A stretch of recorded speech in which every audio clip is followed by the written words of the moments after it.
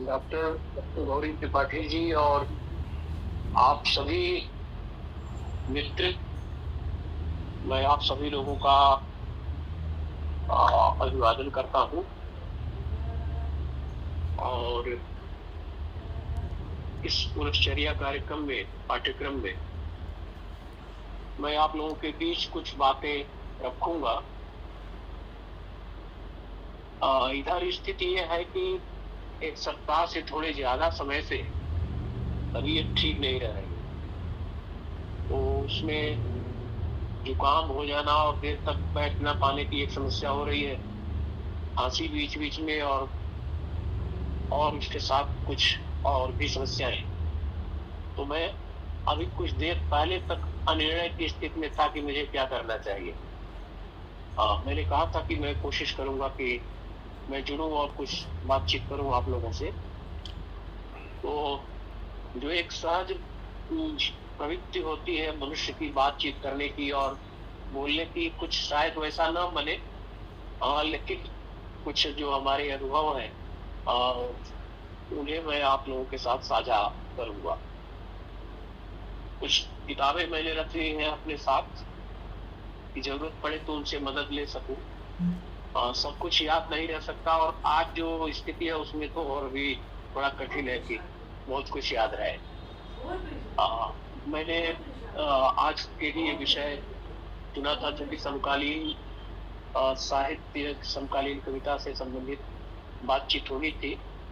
तो मैंने नवगीत को सोचा था कि एक महत्वपूर्ण विधा है हिंदी कविता की, लेकिन उस पर चर्चा कम होती है। बहुत सारे कारण हो सकते हैं, तो मैं थोड़ी सी चर्चा नवगीत की करूंगा। तो जो नए हमारे शिक्षक, हमारी अध्यापिकाएं साहित्य के क्षेत्र में अपना काम कर रही है, तो बहुत सारे लोग इनमें लिखते भी होंगे। कोई कविता लिखता होगा, कोई गीत लिखता होगा, कोई दोहा, गजल, नवगीत, जनगीत लिखने वाले लोग होंगे, कुछ आलोचक होंगे, इनके पाठक होंगे। अध्यापक तो सब पढ़ता है, हम अध्यापक है तो हमें वो बहुत सारी चीजें वो भी पढ़नी पड़ती है और पढ़ाने भी पड़ती है जिनमें हमारी बहुत रुचि नहीं होती है। लेकिन मेरा जो अनुभव है कि जब हम कुछ करने लगते हैं तो धीरे धीरे हमारी रुचि बनने लगती है। जब चीजें समझ में आने लगती है तो थोड़ा अच्छा लगने लगता है तो हम उसको और बेहतर करने की कोशिश करते हैं। तो हम लोग नवगीत पर कुछ आरंभिक बातचीत कर लेते हैं। हम सभी जानते हैं कि यह जो हमारा जीवन है, ये जो हमारी, हम कह सकते हैं जो पूरी सृष्टि है, वह एक तरह से लयात्मक है और जीवन का एक छंद होता है। तो बहुत कुछ छंदों में बंधा हुआ है। हमारी प्रकृति अपने छंद के हिसाब से आचरण करती है। हमारी जो ऋतुएं हैं वो लगभग छंदबद्ध है। लेकिन जिस तरह से थोड़ा आजकल हम मनुष्यों ने प्रकृति के स्वाभाविक क्रियाकलाप में बहुत सारा हस्तक्षेप किया है, उसको प्रभावित किया है, तो प्रकृति की बहुत सारी चीजें प्रभावित हुई है, बदली हुई है और जो हम उम्मीद करते हैं उस हिसाब से प्रकृति भी नहीं चलेगी उसके पीछे, क्योंकि हम भी अपनी प्रकृति से भटके हुए। तो बहुत सी चीजें बनती हैं, कई किन्हीं कारणों से टूटती हैं, फिर हम उनकी तरफ जुड़ते हैं। तो हमारे यहाँ जो कुछ भी रहा है वो बहुत कुछ प्रकृति पर निर्भर रहा है। हम सभी जानते हैं कि हमारी सभ्यताओं का विकास भी प्रकृति के सानिध्य में ही हुआ। तो हमारी प्रकृति, हमारे पर्व त्योहार, हमारी खेती बाड़ी, हमारा जीवन, बहुत कुछ प्रकृति पर आधारित रहा है और एक तरह से एक लयबद्ध रहा है। वह जीवन की भी लय वही, वो यह लय जब टूटती है तो समस्याएं पैदा होती है। तो यह जो लय थी वो उसने गीत को जन्म दिया था। हमारा बहुत कुछ, जब मैं कह रहा हूँ और मेरे सामने जब प्रबुद्ध श्रोता हैं और शिक्षक बैठे हुए हैं, तो मैं जान रहा हूँ कि आप ये सारी बातें जानते हैं। लेकिन यह जो लय है, इसी से बहुत कुछ निर्मित हुआ था। कविता की उत्पत्ति भी इसी से हुई थी। प्रकृति के सानिध्य में प्रकृति का अनुसरण करने के कारण भी कविता भी बनी थी। इस विषय पर बहुत चिंतन हुआ है, बहुत लिखा गया है। गीत की उत्पत्ति को भी लेकर बहुत कुछ कहा गया है। श्रम से गीतों की उत्पत्ति हुई थी। फावड़ा चलाने की एक लय होती है, फावड़ा एक लय में चलता है। सारी चीजें बहुत कुछ रही है। तो जो खास करके जो श्रम गीत है हमारे यहाँ, जो जातियों से जुड़े हुए गीत है, जो कृषि कर्म से जुड़े हुए जो गीत है, वो सब कुछ बहुत कुछ प्रकृति के सानिध्य में बने थे। तो वो गीत लिखे जाते रहे। लोकगीत हम जान रहे हैं कि लोक के द्वारा एक तरह से सामूहिक रचना होते थे। बहुत सारे गीत ऐसे थे जो गाते समय ही रचे भी जाते थे, जरूरत के हिसाब से। खास करके जो श्रम गीत है, धान रोपती हुई औरतें, सोहनी करती हुई औरतें, पहले जो जत्सार के गीत थे, उनकी कोई स्क्रिप्ट नहीं होती थी। वो जो घरों में गेहूं पीसते हुए या अन्य काम करते हुए घरों की औरतें जो गीत गाती थी, वह अपना सुख दुख उसमें गाती थी और एक के बाद एक पंक्ति जोड़ती जाती थी और अपना जो अनुभव था उसको उसमें रखती थी। तो ये एक प्रक्रिया है। और वो चूंकि हम लोग आज इस पर बात नहीं करने जा रहे कि गीत कैसे बनता है या कैसे बनता रहा, तो यह चीजें यहाँ से आई थी। मतलब गीत की उत्पत्ति पहले लोक में हुई थी और बाद में उसको लिखा गया। तो पहले लोक होता है, उसके बाद शास्त्र होता है। पहले जीवन होता है, उसके बाद संविधान होता है, नियम कानून होते हैं। तो जिंदगी पहले है, लोक पहले और शास्त्र बाद में। ये इस तरह से कविता की उत्पत्ति हुई, कविता बनी और गीत लिखे गए। ये गीत चलते रहे और मनुष्य ने अपने मन के जो उद्वेग थे, जो कभी खुशी के क्षणों में कोई गीत की पंक्ति फूटी और कभी दुख के अतिरेक के समय में भी ये कभी वो शोकश्लोकत्वम भी हो गया था।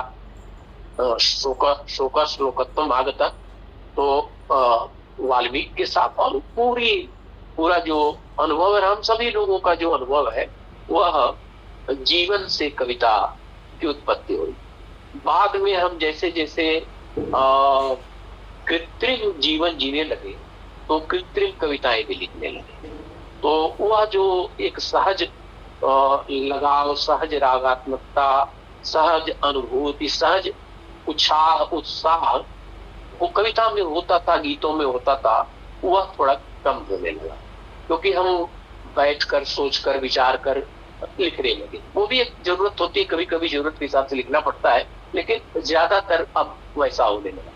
तो वह जो कविता और गीत की जो एक परंपरा लोक से सहज ढंग से, एक निर्झर की तरह से, एक ऋतु गीतों की तरह से, एक वर्षा गीत की तरह से सहज ढंग से जो गीत की परंपरा चली थी, वो बढ़ती रही।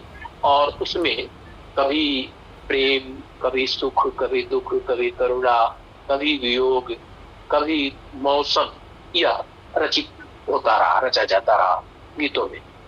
आगे चलकर समय के हिसाब से जैसे बहुत सारी चीजें बदलती हैं, इसकी रचना प्रक्रिया में भी और इसकी अंतर्वस्तु में भी परिवर्तन हुआ। हम चूंकि प्रबुद्ध लोग हैं, इसलिए हम जानते हैं कि जब अंतर्वस्तु बदलती है तो शिल्प भी बदल जाता है। शिल्प बाद की चीज है, अंतर्वस्तु पहले है, रूप बाद की चीज है। जब हम जिस तरह की अंतर्वस्तु चुनते हैं, हम जिस तरह के विषय पर लिख रहे होते हैं, हमारा शिल्प लगभग वैसा ही हो जाता है। अगर हम ऐसा नहीं कर पाते हैं तो रचना कहीं असफल होती है। हम कहना कुछ और चाहते हैं और शिल्प उसके लिए कुछ दूसरे ढंग का चुन लेते हैं, तो हमारी बात संप्रेषित नहीं होती। या तो हम पूरी तरह कह नहीं पाते उसमें, या कह भी लेते हैं तो संप्रेषित नहीं होती। तो अंतर्वस्तु समय के हिसाब, आप सभी लोगों ने शुक्ल जी का इतिहास पढ़ा है, तो जो जब युग बदलता है, समय बदलता है, तो जो संवेदना है वो बदलती है। तो जब समय बदला और खास करके स्वाधीनता के आसपास का जो समय था, उससे थोड़ा पहले ही छायावाद के समय में ही कुछ परिवर्तन दिखाई पड़ने लगे थे। जो पारंपरिक गीत की प्रक्रिया थी और जो उसका शिल्प था वो बदल रहा था, क्योंकि अंतर्वस्तु बदल रही थी। और हो सकता है कि हम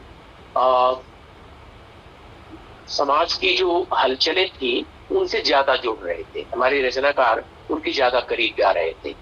और हिंदी साहित्य में हम जानते हैं कि निराला के साथ बहुत सारी चीजें बदली थी। निराला को जब बहु वस्तु स्पर्शनी प्रतिभा का रचनाकार कहा गया था, तो ये बहुत सोची समझी और बहुत सारगर्भित टिप्पणी थी, क्योंकि निराला के यहाँ से बहुत सारे रास्ते खुलते हैं और निराला उन तमाम सारे परिवर्तनों के अग्रदूत के रूप में हमारे सामने आते हैं। तो एक तरफ मुक्त छंद की शुरुआत कविता में जरूरत थी उस समय, क्योंकि बातें नहीं हो पा रही थी। हम जैसा सोचते हैं, जैसा कहना चाहते हैं, वो बातें उस तरह से नहीं हो पा रही थी।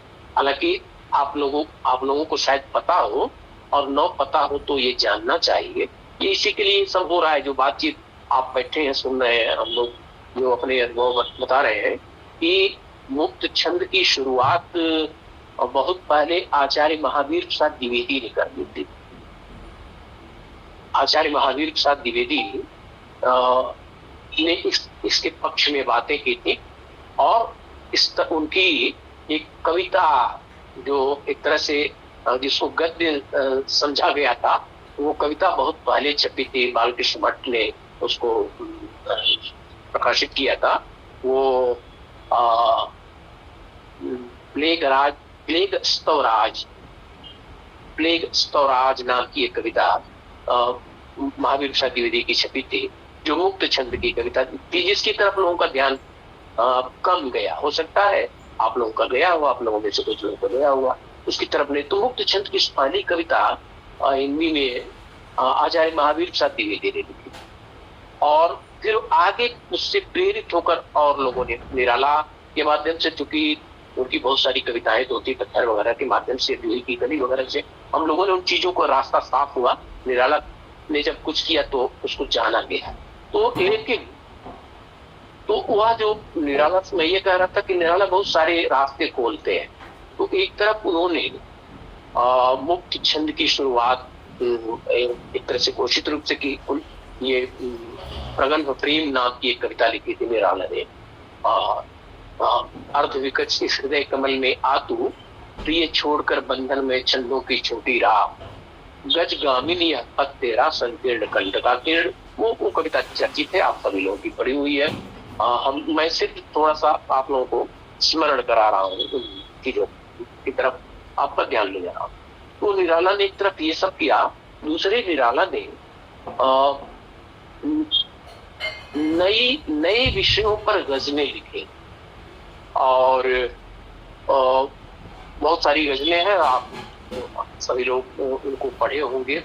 बेला में उनकी कई गजलें हैं बहुत चर्चित।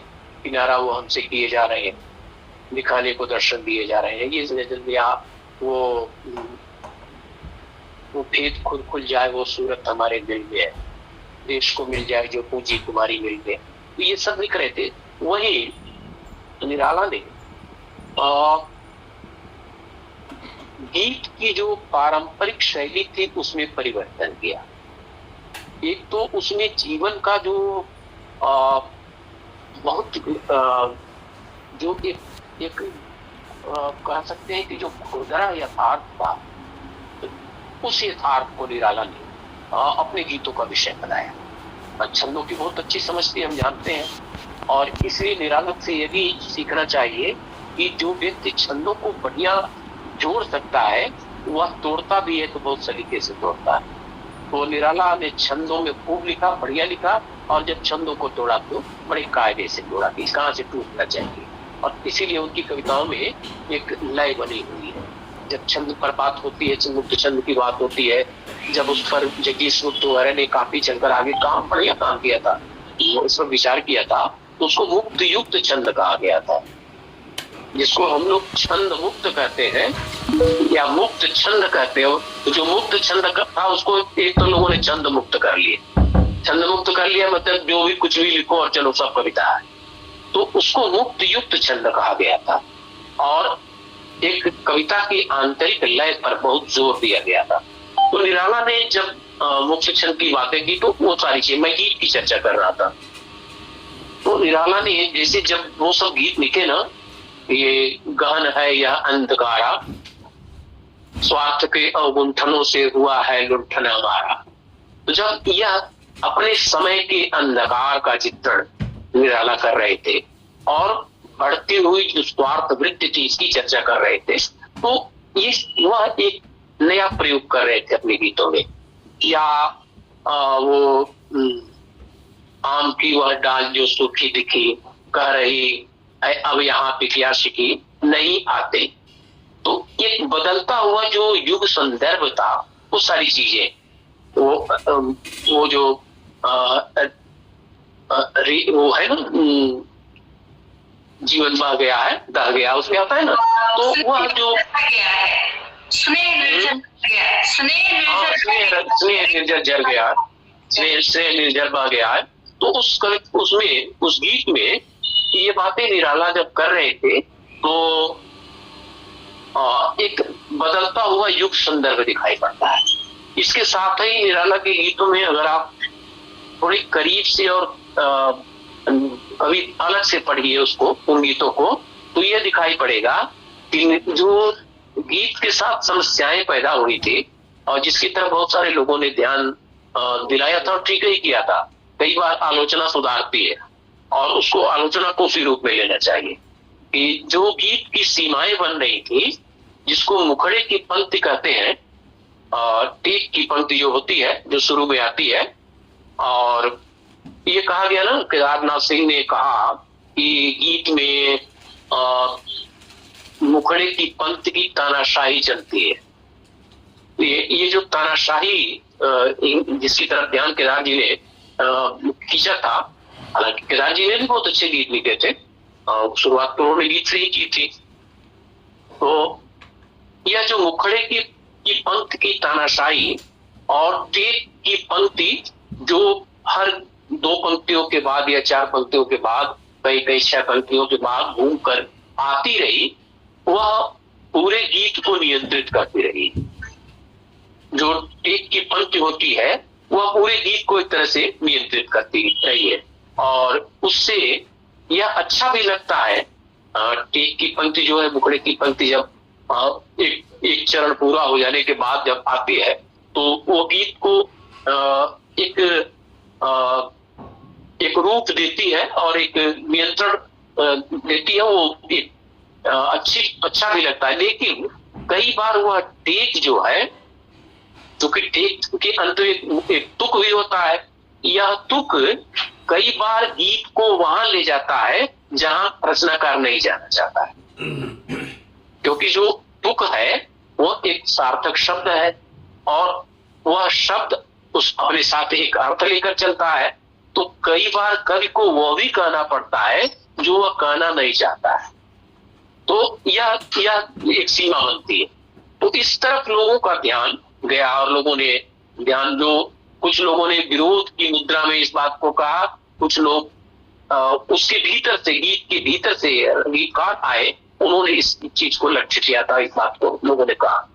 तो निराला ने इन चीजों को थोड़ा तोड़ा और जो छंद का बंधन था उसको थोड़ा लचीला दिया गीत में भी।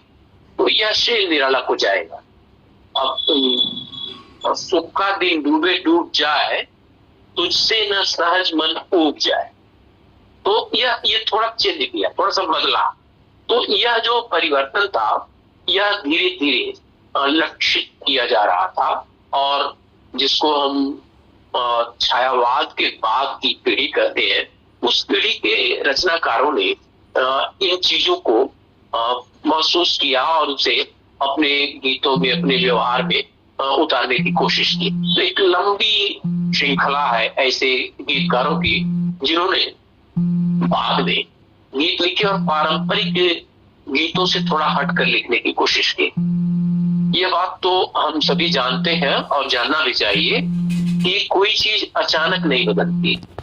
बहुत सारे छंद ऐसे थे जिनमें गीत पहले भी लिखे जा रहे थे और बाद में भी लिखे जाते थे। हमारी जो संवेदना है उसमें भी कुछ बदलता है और कुछ ऐसे मूल्य हैं जिनको हम जीवन मूल्य कहते हैं, वह मूल्य हमारी रचनाओं में लगातार चलते हैं। तो प्रेम के गीत भी लिखे गए, भक्ति के गीत भी लिखे गए, करुणा के, वात्सल्य के और अन्य भावों के, जो हमारे युग की मांग थी, उस मांग के अनुसार बहुत सारे गीत लिखे गए।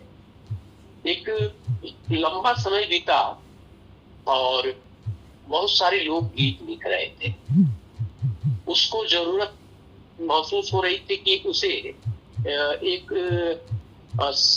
एक तरह से एक संस्थागत रूप दिया जाए, उसको एक स्वरूप दिया जाए और उसे बढ़िया ढंग से एक रास्ते पर ले चला जाए। तो उस दिशा में जिन लोगों ने महत्वपूर्ण काम किए उनमें एक तो शंभुनाथ सिंह थे, डॉक्टर शंभुनाथ सिंह, जिनको आप सभी लोग जानते हैं। यही बनारस में महात्मा गांधी काशी विद्यापीठ में वो प्रोफेसर थे। और शंभुनाथ सिंह से थोड़ा पहले उनके समकालीन थे राजेंद्र प्रसाद सिंह। तो राजेंद्र प्रसाद सिंह मुजफ्फरपुर में रहते थे, बिहार के, और उन्होंने गीत लिखे और एक पुस्तक का संपादन किया गीतांजलि नाम। तो गीतांजलि में 1958 में गीतांजलि पुस्तक आई थी, गीतांजलि। उसमें उन्होंने नवगीत शब्द का पहली बार इस्तेमाल किया था।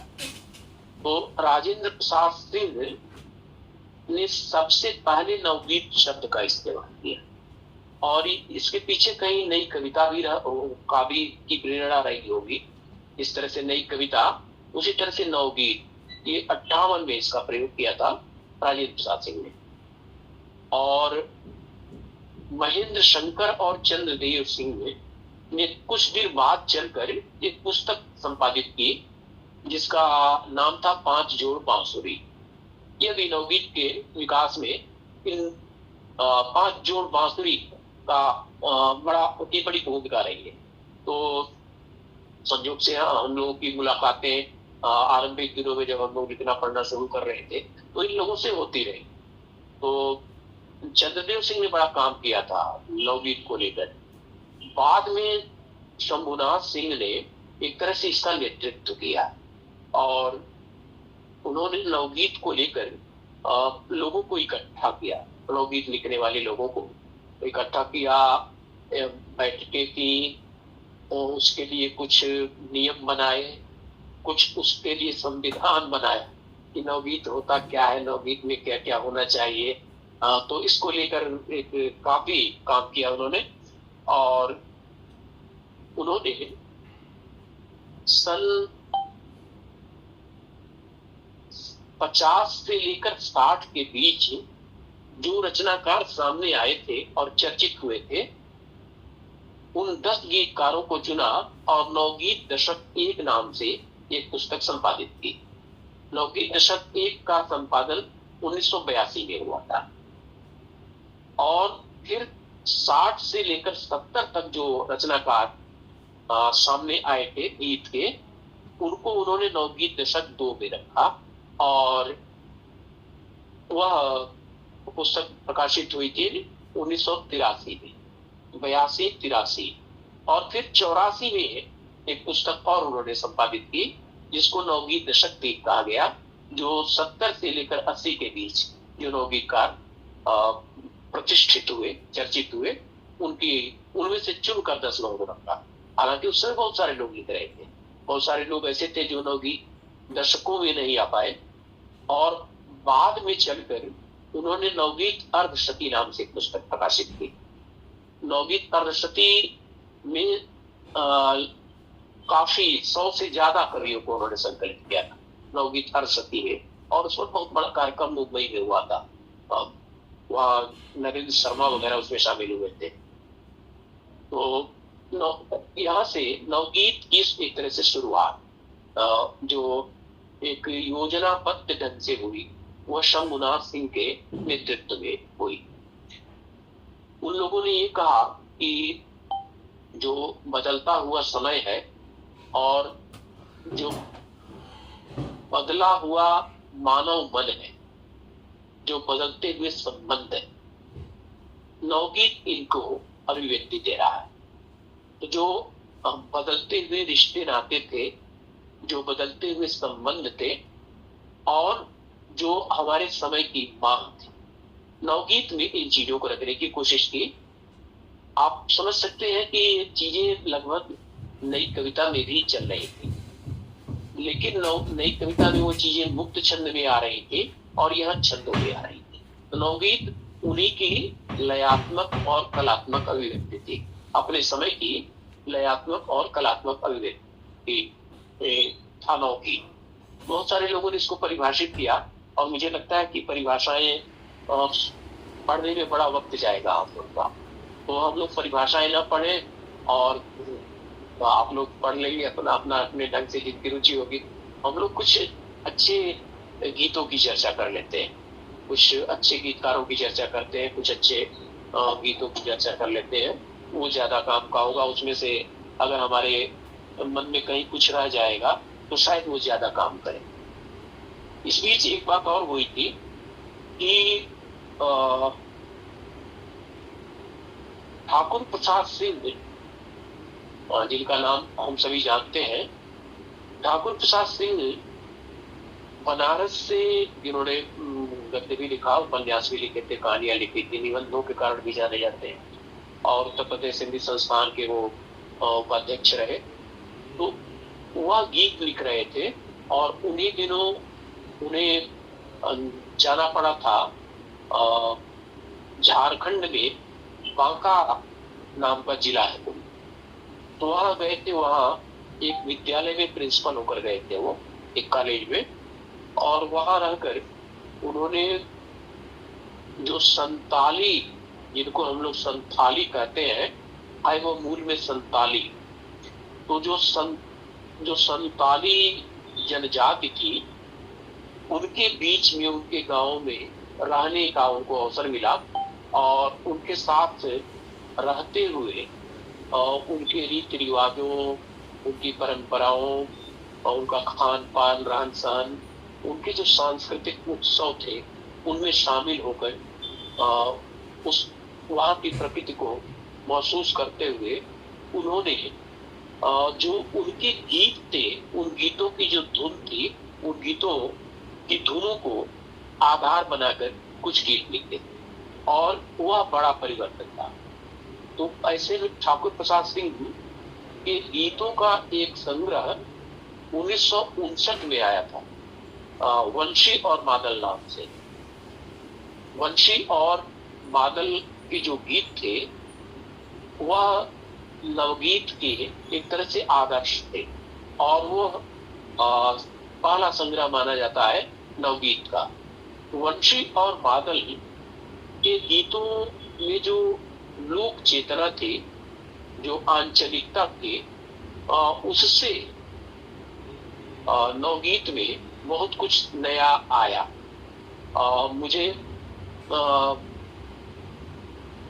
मैं जब गौरी जी ने मुझसे बोलने के लिए कहा था तो मैंने उससे यह कहकर मना किया था कि कोई सुनता नहीं है, और इस समय फिर मुझे लग रहा है कि कोई सुन नहीं रहा है। इस समय दो चेहरे मुझे दिखाई पड़ रहे हैं और मैंने एक कार्यक्रम बहुत ध्यान से अगर सुन रहे हैं, और कोई हलचल नहीं हो रही है। अच्छा लगता है। नहीं, अगर सुन रहे हैं आप तो ठीक है, नोट भी कर रहे फिर बाद में आपकी प्रतिक्रियाएं बताएंगे कि आप लोगों ने कितना बहुत ध्यान से सुन रहे हैं हम लोग। MCQ भी होना है और तो हम लोग नोट्स हो रहे हैं। जानकारियां आपने सर हम लोगों के लिए बहुत ही नई चीजें हैं, बहुत बेहतरीन है। तो चूंकि ये कक्षाओं में हम सभी अध्यापक हैं, जब कक्षाएं भरी होती है तभी पढ़ाने का मन होता है, तो नहीं लगता है कि आप छोड़िए चल रहा है फिलहाल, ठीक है। क्योंकि MCQ भी होना है कि रजिस्टर पेन बराबर चल रहा है। नहीं MCQ अलग चीज है सर, लेकिन आप पूरी तरह से सम्मोहित करके रखे हुए हैं हम लोग। बिल्कुल बिल्कुल, बहुत बढ़ा हुआ है। ठीक है, चलिए आप सुन रहे हैं तो बहुत अच्छा है, बढ़िया। मैं ये कह रहा था कि जो नवगीतों के संग्रह आए उनमें सबसे पहला संग्रह ठाकुर प्रसाद सिंह का वंशी और मादल आया था 1959 में, और उसमें जो संथाल परगना में रहने वाले आदिवासी हैं, संथाली हैं, उनके जीवन की जो बहुत सारी दिनचर्या है और जो उनकी अपनी संस्कृति है, रहन सहन है, वह चीजें उनमें व्यक्त हो रही थी। उन्होंने कोशिश की थी कि उन्हीं की भाषा में, उन्हीं की लय में और उन्हीं के बिंबों प्रतीकों के माध्यम से गाने का प्रयास किया जाए, और वह एक नए ढंग का प्रयोग था। उसमें वहां की शब्दावलियां उन्होंने ली और कुछ गीत लिखे, जैसे जब वो, मैं उनका एक गीत आप लोगों को पढ़ के सुनाता हूँ। एक गीत जो बड़ा अच्छा, एक तो आछी के वन उनका एक गीत है। आछी एक फूल है, वन फूल है जो जिसकी बड़ी तेज गंध होती है। तो आछी के वन अगवारे, आछी के वन पिछवारे, आछी के वन पूरब के, आछी के वन पश्चिम वारे, महका मामा से रनवन आछी के वन। तो ये लंबा गीत है। तो वहां की प्रकृति का चित्रण किया। इसके साथ एक गीत जो बड़ा चर्चित हुआ था, मैं उसकी चर्चा करने जा रहा था। वहां की जो उस अंचल की जो स्त्रियां हैं, जो युवतियां हैं, तो उनका बहुत सुंदर वर्णन उन तमाम सारे गीतों में किया। प्रेम का वर्णन किया, जो एक प्रेम सहज प्रेम है, निर्बंध प्रेम है, समाज के अपने नियम है, अपने बंधन है, उनका निर्वाह होता है, होना भी चाहिए, लेकिन एक अंतर मन भी होता है। उसका एक गीत में, जिसके नाम पर चंद्रदेव सिंह ने संग्रह निकाला था, 5 जोड़ बांसुरी में चर्चा कर रहा था, उनका एक गीत है ठाकुर प्रसाद सिंह का 5 जोड़ बांसुरी। उसमें उन्होंने एक ऐसी स्त्री के प्रेम का वर्णन किया है जो विवाहिता है, लेकिन उसका प्रेमी पर्वत पर के पास दूसरे गांव से खड़ा होकर, दूसरे गांव से उसको बंसी बजाकर, बांसुरी बजाकर आमंत्रित कर रहा है।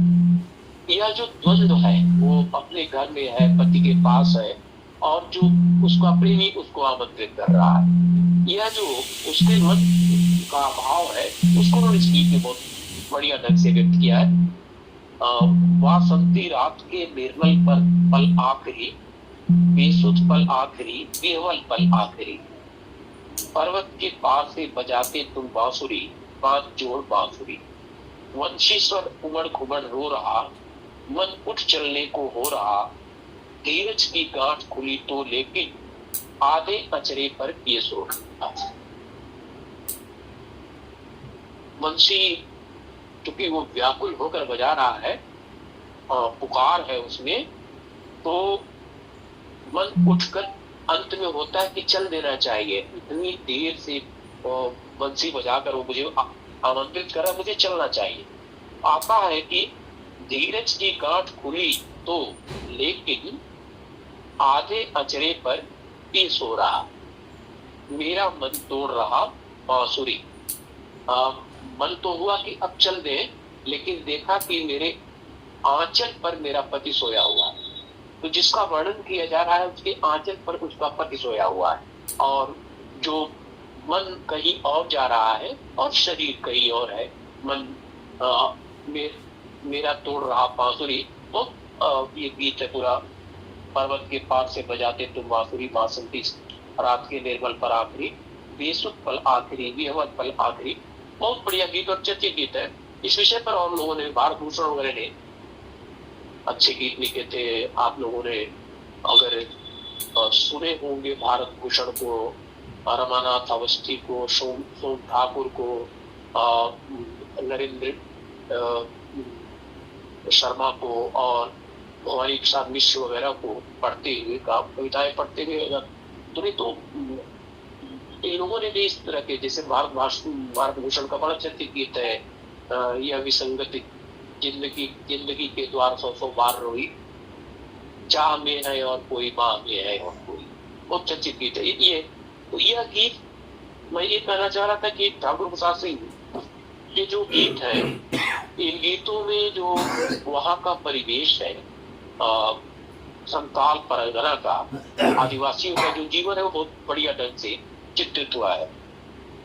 इसमें समस्या ये आती है कि यहाँ कोई उनकी आर्थिक समस्या का चित्रण नहीं आता है। इन गीतों में आदिवासियों की जो आर्थिक समस्याएं हैं उनका चित्रण नहीं है।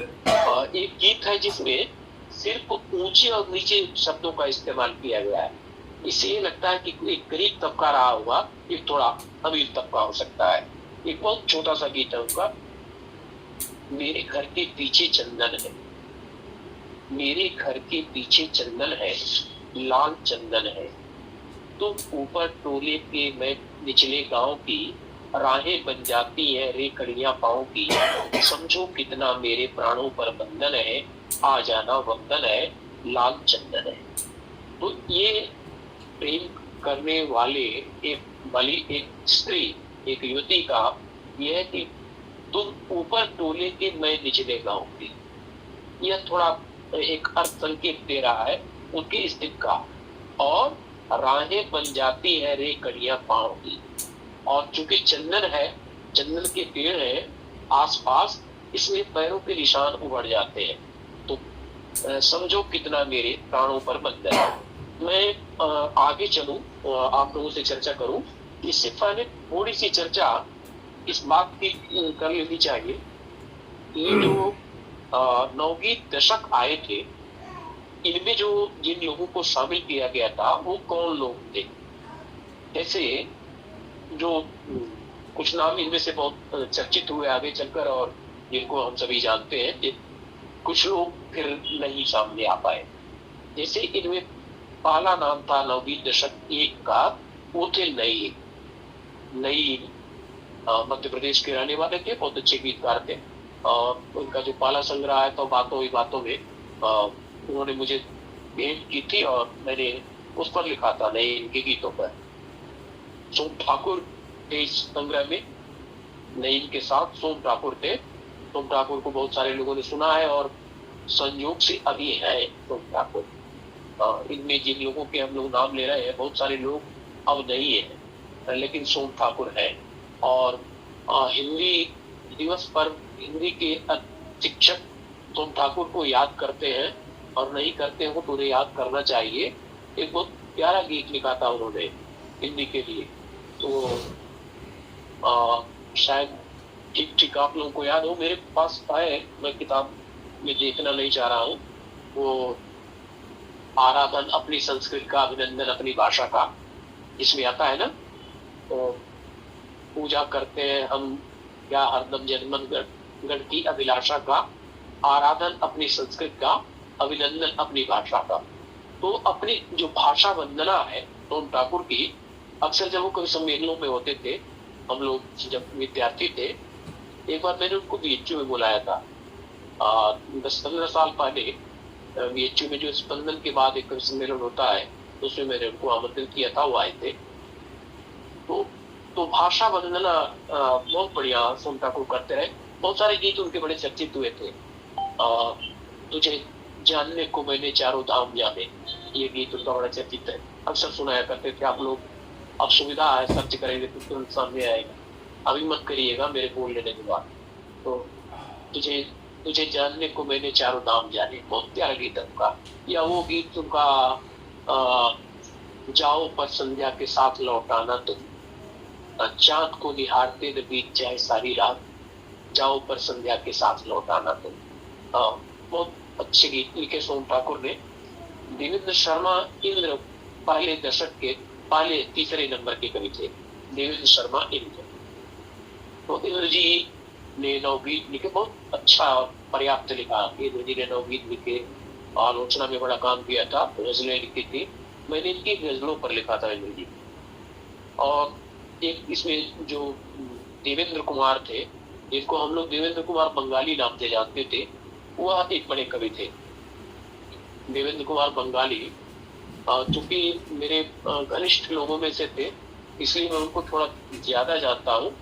और मुझे लगता है कि शायद हमको अलग से प्रवृत्तियों के हिसाब से बात करने का वक्त कम मिले, तो थोड़ी थोड़ी चर्चा इन कवियों की मैं एक दो मिनट में करके आगे बढ़ता हूँ। जहाँ फिर हमें वक्त मिलेगा, हम रुक कर कुछ महत्वपूर्ण कवियों पर ठहर कर बातचीत करेंगे। तो देवेंद्र कुमार का वास्तविक नाम जो था वो बंगाली था। घर के लोगों ने उनका नाम बंगाली ही रखा था। उन्होंने अपने बाद में उनको खुद महसूस हुआ कि ये ठीक नाम नहीं है। बहुत सारे लोग उनको बंगाली समझते थे कि ये बंगाल के हो। वो यही देवरिया के कुशीनगर के पास के रहने वाले थे और बंगाली उनके परिवार के लोगों ने उनका नाम रख दिया था। उन्होंने स्वयं अपना नाम देवेंद्र कुमार रख दिया था। दिल्ली में एमए किया था उन्होंने और गोरखपुर में रेलवे में वो सर्विस करते थे। और जब हम लोग विद्यार्थी थे, विद्यार्थी के बाद जब आरंभिक दिनों में मैं गोरखपुर विश्वविद्यालय में पढ़ा रहा था, जो 90 के आसपास वाला समय था, तो उन दिनों अक्सर कभी वो हमारे यहाँ आ जाते थे, कभी हम लोग उनके ऑफिस चले जाते थे, तो उनसे मिलना जुलना होता था। और वह बहुत प्रबुद्ध और बहुत संवेदनशील रचनाकार थे। और मैंने उनके बारे में एक बार लिखा था कि हम लोगों ने बंगाली जी से जितना ज्यादा सीखा उतना अपने शिक्षकों से नहीं सीखा था। तो देवेंद्र कुमार को कविता की बड़ी अच्छी समझ थी। वो कविता कैसे लिखी जाती है, छंदों का क्या महत्व होता है, किस छंद का क्या महत्व होता है, रंगों का कविता में कैसे इस्तेमाल होता है, कौन रंग किस चीज का प्रतीक होता है, तो ये सब वो समझाया करते थे। तो देवेंद्र कुमार उन दिनों बहुत अच्छे गीत लिख रहे थे। और एक पेड़ चांदनी नाम से उनके गीतों का संग्रह है। एक पेड़ चांदनी बहुत चर्चित संग्रह है उनका। और आप लोगों को जानना चाहिए कि डॉक्टर केदारनाथ सिंह के वो बड़े प्रिय कवि थे और प्रिय मित्र थे। जब गोरखपुर में केदारनाथ जी होते थे तो देवेंद्र कुमार के घर पर ही रुकते थे। और केदार जी ने जो गीत लिखे शुरू में, भानों वाले गीत लिखे थे और बहुत सारे गीत लिखे थे, तो कहीं उनकी मित्रता का भी असर था। बंगाली जी की मित्रता का असर था जब केदार जी गीत लिख रहे थे। बाद में वो उन गीतों से थोड़े अलग हुए। हालांकि उनके जो गीत अज्ञे जी ने लिए थे तीसरा सप्तक में, वो गीत उन्हीं दिनों के लिखे हुए गीत थे जब वो देवेंद्र कुमार के साथ थे। और उसमें उनके गीत है वो संकलित है। तो मैं ये कह रहा था कि देवेंद्र कुमार जो पहले दशक के चौथे नंबर पर संकलित किए गए गीतकार थे, उनके गीतों में जो गांव है वह बदलता हुआ जो गांव है, हम लोगों के मन में गांव एक अलग ढंग से प्रतिष्ठित है। गांव आता है तो एक अलग ढंग का आकर्षण हम लोग महसूस करते हैं और गांव के बारे में बहुत अच्छी अच्छी बातें कही गई। लेकिन वह जो देवेंद्र कुमार के यहाँ गीत है, वो गीत है हम ठहरे गाँव के, बहुत चर्चित गीत है उनका। हम ठहरे गाँव के, बोझ हुए रिश्ते सब कंधों के पाँव के, हम ठहरे गाँव के। तो चुनती हो तुम रूबी, एक नाव फिर डूबी, लूट लिए नदियों ने रास्ते बचाओ के, हम ठहरे गाँव के। उसमें उस गीत में जो आम आदमी है उसका जो जीवन है, जिस तरह से गरीबों के बच्चे बड़े लोगों के यहाँ बचपन में ही चले जाते हैं काम करने के, उन सब का बड़ा संकेतों में बहुत अच्छा चित्रण किया है। उस गीत के का जो अंतिम छंद है, जो अंतिम जो चरण है, उसमें आता है कि सीना गोरी टांगे मांगे तो क्या मांगे। ये गीत तो अक्सर सुनाया करते थे। सीना गोरी टांगे मांगे तो क्या मांगे, बकरी के बोल बिके बच्चे उभराव के, हम ठहरे गाँव के, बोझ हुए रिश्ते सब कंधों के पाँव। आप ये भी समझ रहे होंगे कि जो गांव में रहने वाला व्यक्ति है, रिश्तों को वही निभा भी रहा है, वही निभाता रहा है। शहर के लोग किसी बहाने, किसी व्यस्तता और किसी अन्य कारण से पल्ला झाड़ लेते हैं, लेकिन गांव का आदमी सारे रिश्तों को ढोता है और कई बार उन रिश्तों को निभाने के लिए कर्ज लेना पड़ जाता है। तो हम ठहरे गांव के जब बंगाली जी कह रहे थे, तो वह पूरा परिवेश, वो पूरा संदर्भ, वो सारी पीड़ा उनके गीतों पे आ रही थी। ये गीत को जानना चाहिए। देखिए, हम जो चर्चा कर रहे हैं वो एक बड़ा विषय है। जब पूरे नवगीत पर बोलेंगे तो कई घंटा बोलेंगे, तब भी बात पूरी नहीं होगी। तो एक बहुत बड़ा विषय, आज हम लोग सिर्फ इतना कर सकते हैं कि कुछ अच्छे गीतों की चर्चा कर सकते हैं, ताकि हमारे जो नए मित्र हैं उनमें जिनके भीतर थोड़ी कुछ उत्सुकता जागृत हो सके, वो इन कवियों को, इन गीतकारों को एक संग्रह पुस्तकालयों में जाए, यहाँ वहाँ तलाशे, थोड़ा पढ़े और नई पीढ़ी में को वह ज्ञान जो है वो हस्तांतरित करे। तो अगर ये सब कुछ गीत कर पाए तो अच्छा, महत्वपूर्ण काम हो जाएगा। निरंजन जी का जो चर्चित गीत हुआ था 70 के आसपास धर्म युग में, 70 में यही संभवतः वो एक गीत छपा उनका, एक पेड़ चांदनी, जिस नाम से उनका संग्रह बाद में आया था। उसमें एक पेड़ चांदनी लगाया है आंगने, भूले तो आ जाना एक फूल मांगने। बहुत चर्चित हुआ था ये गीत, बहुत सारे लोग गाते थे, को भी गाते हैं। एक पेड़ चांदनी लगाया है आंगने, भूले तो आ जाना एक फूल मांगने। ये गीत बहुत चर्चित हुआ उनका। पूरा गीत मैं अगर चाहे तो मैं पढ़ सकता हूँ, मेरे सामने हुआ ये छोटा सा गीत है, लेकिन बहुत प्यारा गीत है।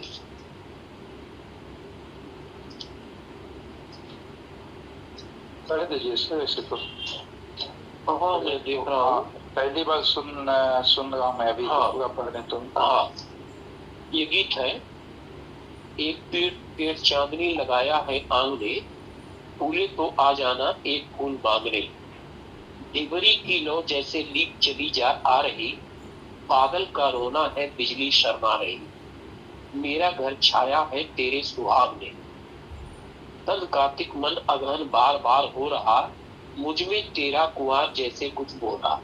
ये गीत पहले पाठ्यक्रम में था, हमने पूर्वांचल विश्वविद्यालय का पाठ्यक्रम एक बार बनाया था। गीत एक पुस्तक संपादित की थी जो स्वातंत्र गीत नाम से, इसमें 7 कवियों को रखा था, तो उसमें ये गीत था।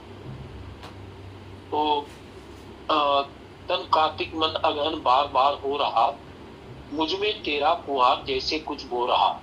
रहने दो, यह हिसाब कर लेना बाद में। नदी झील सागर से रिश्ते मत जोड़ना, लहरों को आता है यहाँ वहां छोड़ना। मुझको पहुंचाया है तुम तक अनुराग ने, एक पेड़ चांदनी लगाया है आंगने।